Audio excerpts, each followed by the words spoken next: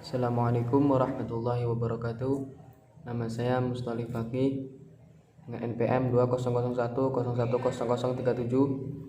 Di sini saya akan mengerjakan tugas tentang pengertian inovasi pendidikan.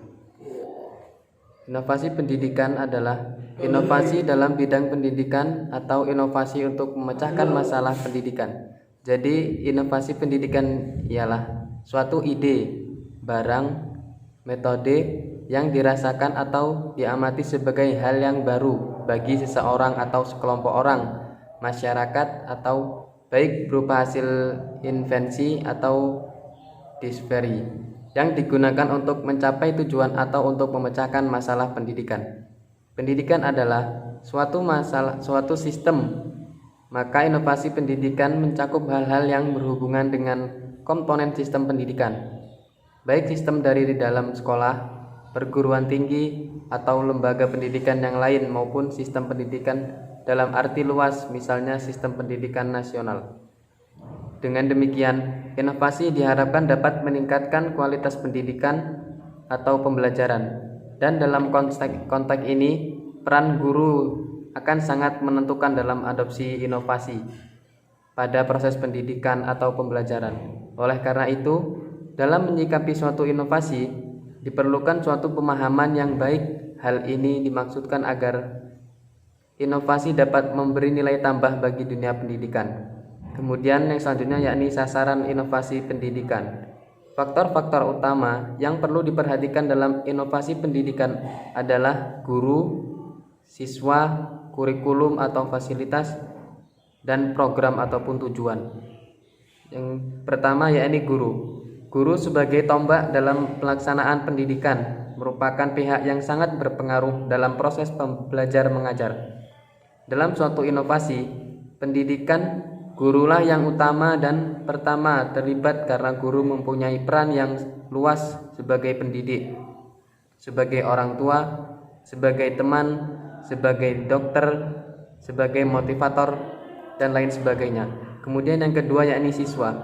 Dalam proses belajar mengajar, siswa dapat menentukan keberhasilan belajar melalui penggunaan inteligensia, daya motorik, pengalaman, kemauan, dan komitmen yang timbul dalam diri mereka tanpa ada paksaan.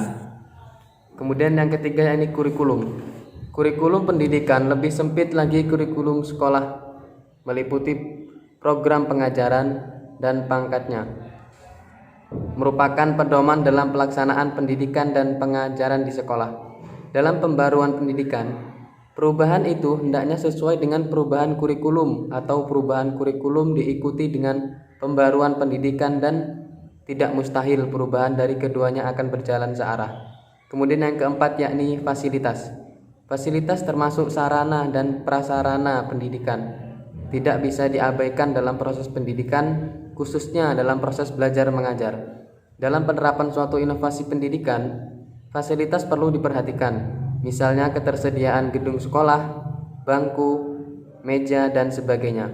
Kemudian yang kelima yakni lingkup sosial masyarakat.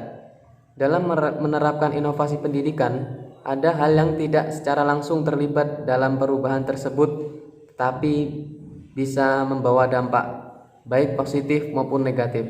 Dalam pelaksanaan pembaruan pendidikan, keterlibatan masyarakat dalam inovasi pendidikan sebaliknya akan membantu inovator dalam pelaksanaan inovasi dalam melaksanakan inovasi pendidikan. Kemudian yang selanjutnya yakni ciri-ciri inovasi pendidikan. Ciri-ciri inovasi pendidikan dapat dikenal dengan beberapa identifikasi. Namun menurut Ashabi ada 4. Yang pertama yakni ketika masyarakat atau orang tua mulai sibuk dengan peran keluar, sehingga tugas pendidikan anak sebagian digeser dari orang tua pindah ke guru atau dari rumah ke sekolah. Kemudian yang kedua yakni terjadi adopsi kata yang ditulis ke instruksi lisan. Yang selanjutnya yakni adanya penemuan alat untuk keperluan percetakan yang mengakibatkan ketersediaan buku lebih luas.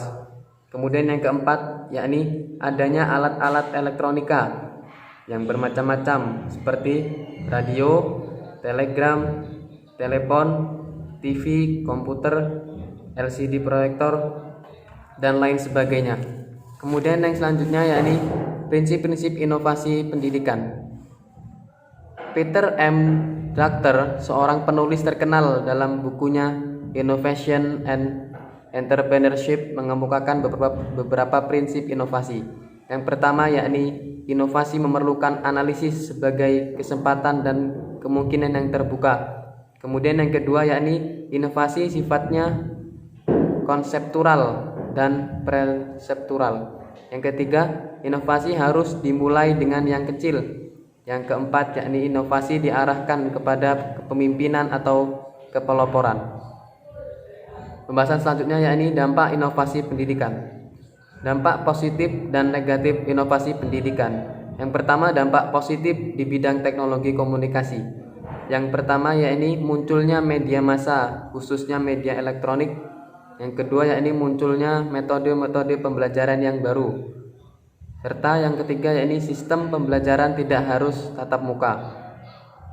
Kemudian dampak negatif di bidang teknologi komunikasi yakni penyalahgunaan pengetahuan bagi orang-orang tertentu untuk melakukan kriminal.